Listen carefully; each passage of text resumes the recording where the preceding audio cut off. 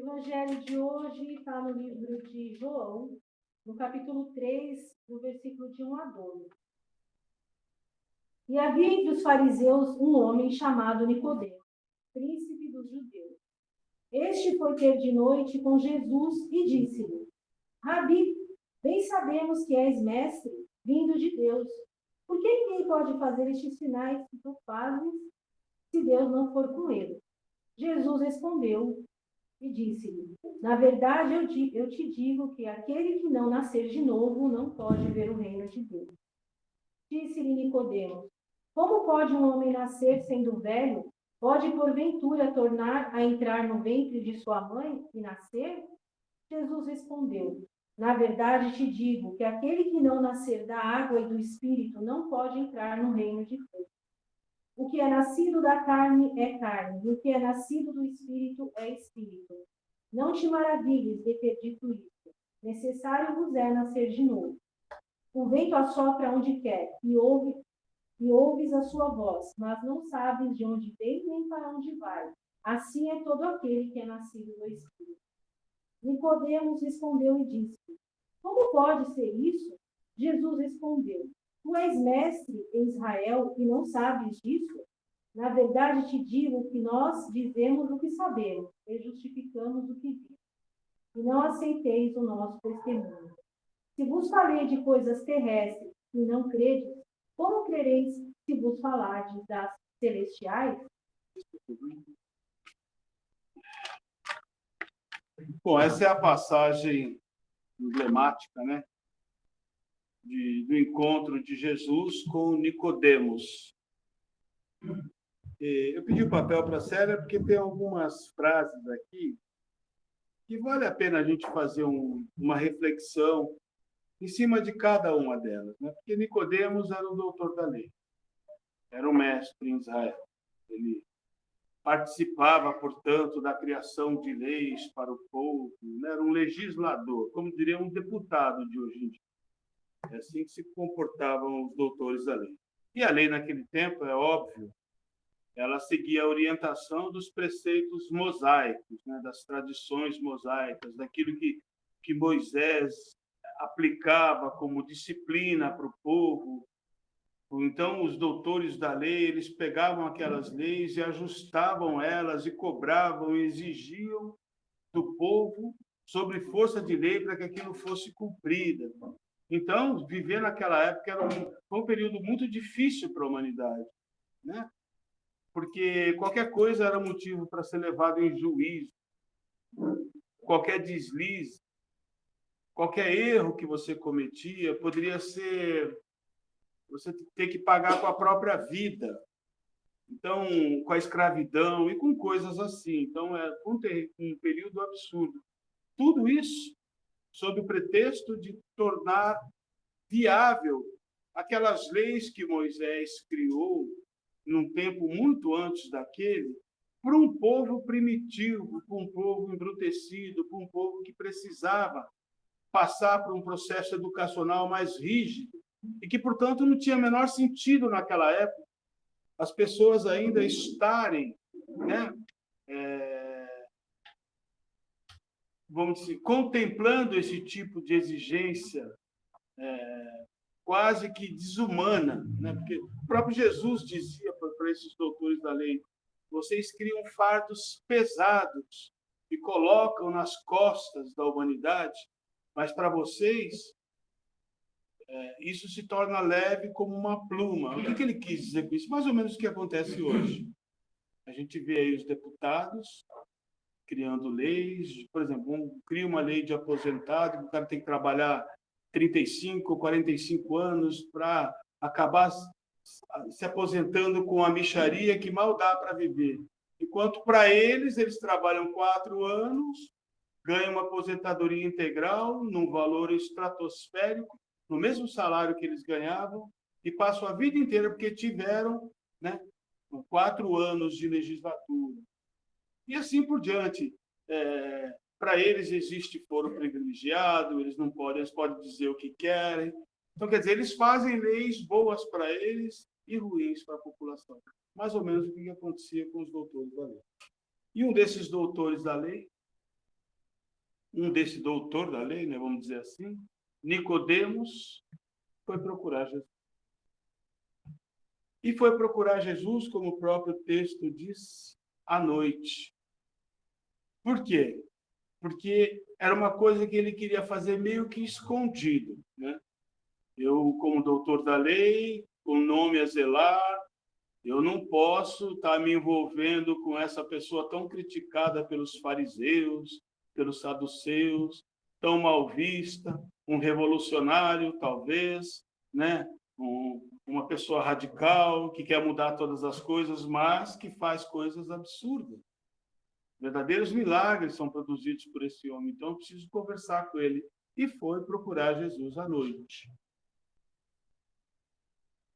E aí a primeira coisa que ele diz para Jesus, deixa eu ver se eu acho que estou meio sem óculos aqui, mas vamos ver se eu me localizo.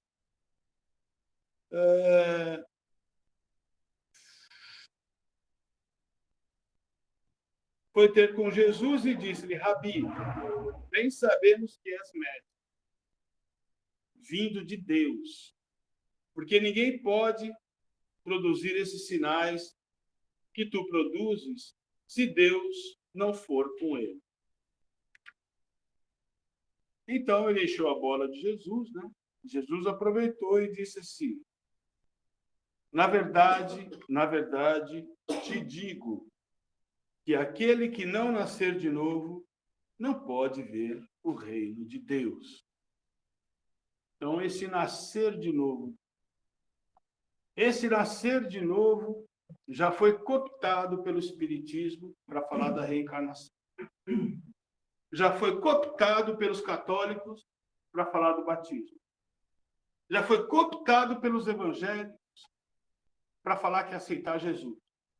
Mas, na verdade, cada um tenta trazer, né, puxar essa frase para a sua doutrina e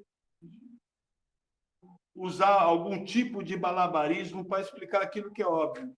O que é óbvio aqui? Vocês vão perceber que o que é óbvio nesse texto é que Jesus está falando pura e simplesmente de reencarnação. E vocês vão perceber por quê.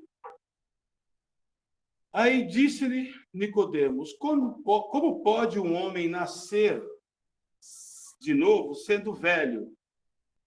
Pode, porventura, tornar a entrar no ventre de sua mãe e nascer? Então, veja só, como é difícil para uma pessoa que não é espiritualizada, para uma pessoa que todo o entendimento dela parte do corpo, que a vida, ela se consagra entre o momento do nascimento do berço e termina no túmulo. A vida é isso.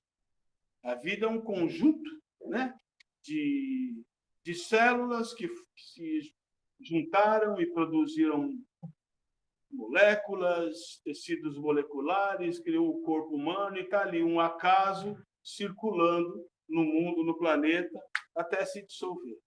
A vida de uma pessoa que tem essa perspectiva materialista é isso. É tratar o homem como esse objeto em si, esse objeto físico, nada mais do que isso. Então, uma pessoa que pensa assim, com essa perspectiva materialista, ele vai dizer: nascer de novo é voltar para o ventre da mãe, de onde eu vim. Como é que eu vou fazer isso? Aí Jesus, muito pacientemente, começou a dizer para ele: na verdade, eu vos digo que o que é nascido da carne é carne, e o que é nascido do espírito é espírito. Não te maravilhes de ter te dito: necessário você é nascer de novo. O vento sopra onde quer e ouves a sua voz, mas você não sabe de onde ele vem e nem para onde ele vai. Assim, do mesmo modo, é aquele que é nascido do Espírito, comparando o Espírito com o próprio vento. Que o Espírito não tem rigorosamente nada a ver com o corpo. O Espírito é uma instância que passa experiências na matéria, que passa experiência no corpo, mas volta para a mesma condição de espírito. Ele não sabe para onde ele vai, como o próprio vento. Então, ele usa o exemplo do vento para falar do espírito. Tenta tirar esse homem desse cárcere da carne, da matéria, e levar esse homem para um patamar mais espiritual. Para ele tentar entender o ser humano sob uma outra perspectiva. E Nicodemos, mesmo assim, respondeu: como pode ser isso? Demonstrando total ignorância, não entendendo, achando isso impossível. E Jesus respondeu: tu és mestre em Israel e não sabes disso? Na verdade, eu te digo que nós dizemos o que sabemos e testificamos o que vimos, e não aceitais o nosso testemunho. Se vos falei de coisas terrestres e você não entende, imagina se eu te falar das coisas celestiais. Olha que frase. Eu te falo das coisas da terra e você não entende. Imagine se eu te falar das coisas celestiais. Então, Jesus reduziu o processo de reencarnação, a vida do corpo, como uma experiência terrestre, terráquea, da terra, do corpo, transitória. Ele está falando das leis da própria natureza, nessa terceira dimensão, na dimensão do mundo físico, tangível. Ele não está falando do mundo espiritual ainda. Então, ele está falando, colocando a reencarnação como algo que pertence às próprias regras, à própria dinâmica da natureza, como algo natural. Não é algo milagroso, artificial, ou não, é algo da própria. São leis da matéria. Ele está falando de ciência nesse momento. Eu estou te falando das coisas da terra e você não entende, mesmo você sendo o mestre. Imagine se eu te falar das coisas do céu, das coisas da consciência, do que é o verdadeiro eu, não desse eu transitório, não do ego, dessa coisa com a qual você está identificada, essa identificação que você tem com o corpo, de achar que a vida, que o corpo é um fim em si mesmo. Não, é algo muito maior. Eu acho muito interessante a hora que ele diz assim, por exemplo, aquele que não nascer da água e do espírito, né, não conhecerá o reino de Deus. O que é nascer da água e do espírito? Os antigos acreditavam que a vida, toda forma de vida, vinha da água. E nós sabemos que isso tem um fundo, né? Que os primeiros seres vivos, né, eles foram, o planeta estava todo coberto por água, não existiam os continentes ainda. Então, as primeiras formas de vida, elas vieram realmente da água, depois foram migrando para a terra. Então, nascer da água é nascer da matéria. A água representa o nascimento material, o nascimento do corpo. Então, nascer da água e do espírito. O espírito entrando na matéria. O mergulho do espírito da matéria é isso, é nascer da água e do espírito. Olha que coisa curiosa. Então, Jesus o tempo todo está falando sobre reencarnação, nessa passagem. Embora muitas tradições religiosas queiram distorcer o real significado de tudo isso e levar para um significado qualquer, como eu estava dando exemplo aqui, do batismo. Eu venho de uma família católica, então, quando era pequeno, todas as vezes que o padre ia falar disso, ele falava que nascer de novo depois que você é batizado. Quer dizer, eles falam as coisas e não estão preocupados se aquilo faz algum sentido, se aquilo tem algum lastro científico, não. Se você começa a se aprofundar, mas padre, como é que o senhor explica isso? Isso, meu filho, é mistério da fé. Então, quando você queria aprofundar muito, ele já jogava essa. Então, ele saía pela tangente, né? Isso é mistério da fé. Tá? Ou seja, você acredita e não discute, né? Não é isso? Então, a gente foi criado. Mas, agora, o Espiritismo, não. Ele é considerado realmente o Consolador. Por quê? Porque não é simplesmente o, o objetivo do Espiritismo nunca foi tornar-se uma religião. Nunca foi tornar-se uma religião. O próprio Kardec é muito claro. Se vocês pegarem aquela brochura, o primeiro livro dele que ele escreve, O que é o Espiritismo, no capítulo 2, tem um capítulo inteiro dizendo que o Espiritismo não é religião, não quer concorrer com nenhuma religião, ele aceita qualquer tipo de religião, porque o objetivo do Espiritismo é investigação, é buscar a fonte da verdade, das tradições, de tudo isso. Através da experiência, através do contato com os espíritos e tal, e tal, tal, tal. Mas o próprio Kardec acabou se perdendo no meio do caminho, porque o primeiro livro, que é o Espiritismo, o Livro dos Espíritos, eles tinham uma leitura muito, sabe, pouco interessante. As pessoas não se interessavam muito por aquilo. Então, ele precisou criar o Evangelho segundo o Espiritismo, precisou criar reuniões, e começou-se as primeiras reuniões espíritas. Isso caiu aqui no Brasil. Quando caiu no Brasil, aí virou religião mesmo, não teve jeito. Aí misturou com o catolicismo, aí veio o Chico Xavier, com aquela coisa da tradição religiosa dele, do catolicismo, com Maria, com isso e com aquilo, com os ícones religiosos do catolicismo. Começou uma miscigenação, e é o espiritismo tupiniquim que a gente conhece, é esse. E é lógico, também tem as suas incoerências, ele merece sempre ser questionado, e é isso que a gente faz aqui. A gente não diz que é uma casa espírita, porque nós não nos rendemos a nenhuma doutrina, seja ela qual for, porque isso engessa o pensamento. A gente tem que estar livre para buscar, para continuar questionando, para continuar investigando, para estar livre para transitar em todas as outras fontes de conhecimento e não amarrados, né, numa religião qualquer. Essa, pelo menos, é a ideia que a gente usou desde o início, quando montou a casa. Então, é isso. Eu não sei se eu estou passando muito do tempo, porque aquele relógio está sem pilha. Não, Mas, 37. mais Kardec, esse encontro de Jesus com Nicodemos foi justamente isso. Foi demonstrar, falar um pouco sobre, de forma mais clara, sobre a reencarnação. Vocês querem um outro exemplo de reencarnação dentro das Escrituras, do próprio Evangelho de Jesus, e não em outros livros já do movimento espírita, que começou a partir do século XIX, não.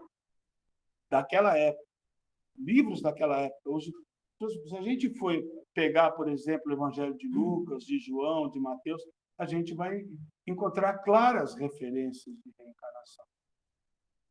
Quando os apóstolos perguntam se Jesus seria, né, quando João Batista. João Batista, quando viria o Elias?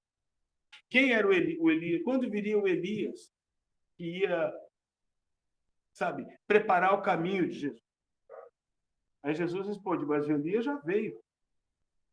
Elias já veio e vocês trucidaram ele.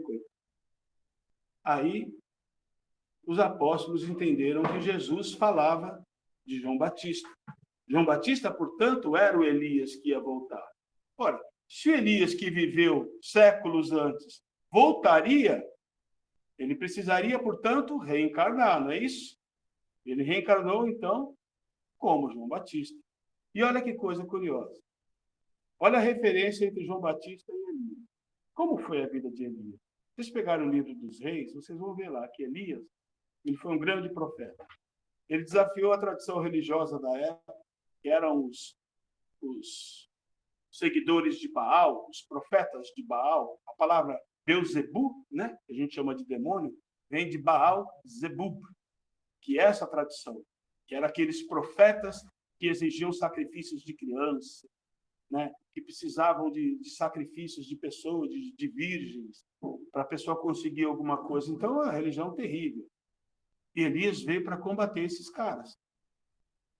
E ele lançou um desafio contra os 50 profetas de Baal que tinham numa região lá, que dominava aquela região, e disse o seguinte: eu desafio todos esses profetas de Baal. Nós vamos colocar 2 pilhas de madeira aqui, pilhas de madeira, e nós vamos fazer uma oração.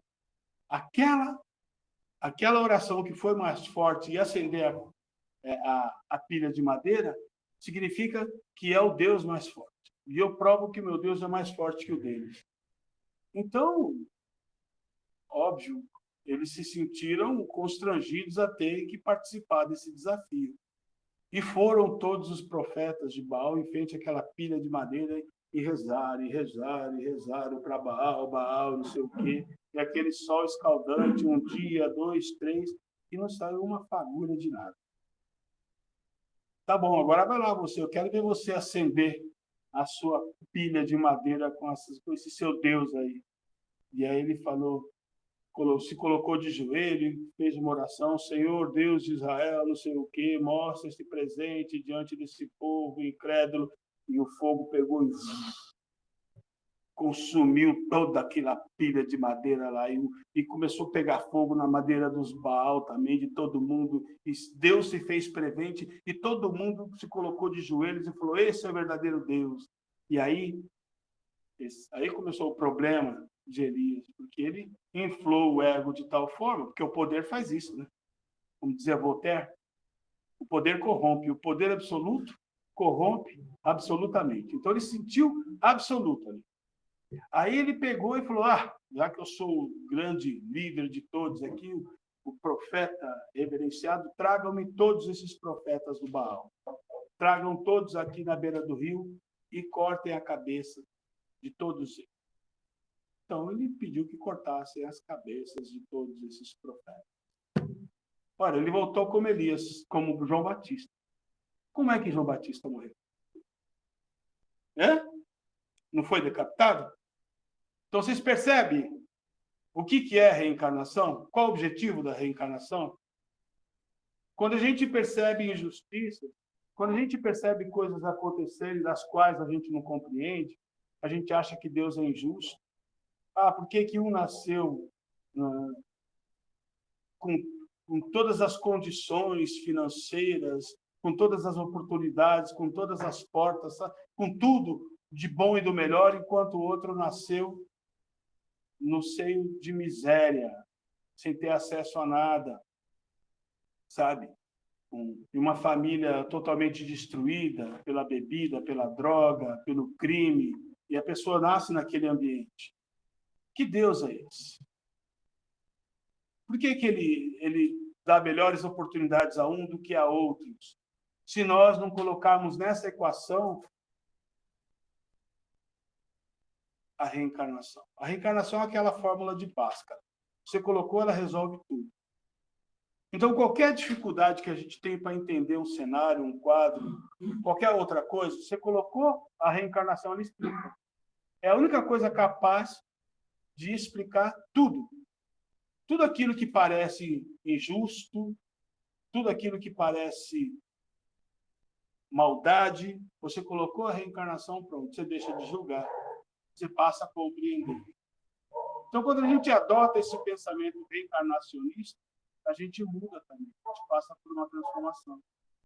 A gente para de julgar o outro, a gente para de julgar acontecimentos, a gente para de julgar simplesmente, a gente começa a trabalhar outra coisa.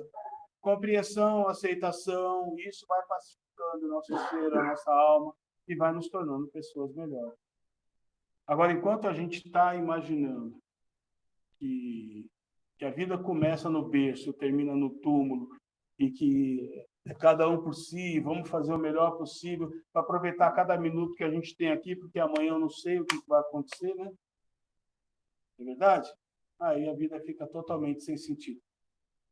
Óbvio que a maioria das pessoas tem conscientemente noção de que a vida delas não começou no momento que elas vieram aqui e nem termina no momento que elas vão embora. Nós sabemos exatamente que somos seres que estamos dentro de um trânsito eterno pela vida, de aprendizado, de crescimento e de desenvolvimento.